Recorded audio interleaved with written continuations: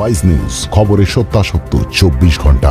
কোর্টরুমের সওয়াল জবাব নয়, এবার ভোটের ময়দানে বিচারপতি বনাম আইনজীবী।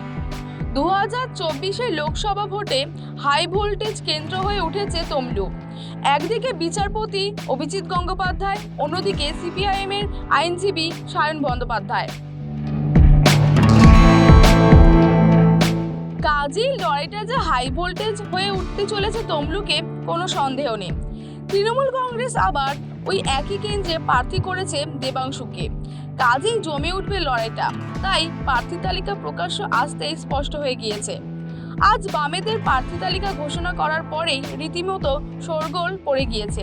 তৃণমূল কংগ্রেস এবং বিজেপির প্রার্থী তালিকা ঘোষণা করে যেমন একের পর এক চমক দিয়েছিল, বামেরাও কিন্তু তাদের সমান টক্কর দিচ্ছে।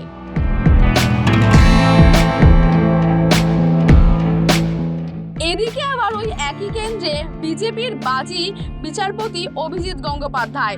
নিয়োগ দুর্নীতি নিয়ে একের পর এক রায় দিয়ে যিনি শাসক দলের ঘুম ছুটিয়ে দিয়েছিলেন, সেই জনপ্রিয় বিচারপতি তমলুক কেন্দ্রে বাজি রেখেছে গেরুয়া শিবির।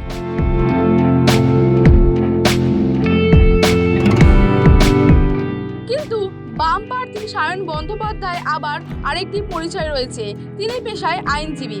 কাজেই সেদিক দিয়ে দেখতে গেলে আবার বিচারপতি বনাম আইনজীবী লড়াইয়ের জন্য প্রস্তুত হচ্ছে তমলুক। তাহলে আবারও একটা কোর্টরুম দেখা যাবে সেখানে। যদিও সায়ন বলেছেন আদালতে বিচারপতির সঙ্গে সওয়াল জবাব করা সহজ, কিন্তু এটা ভোটের ময়দান, এখানে প্রাক্তন বিচারপতি তার প্রতিপক্ষ।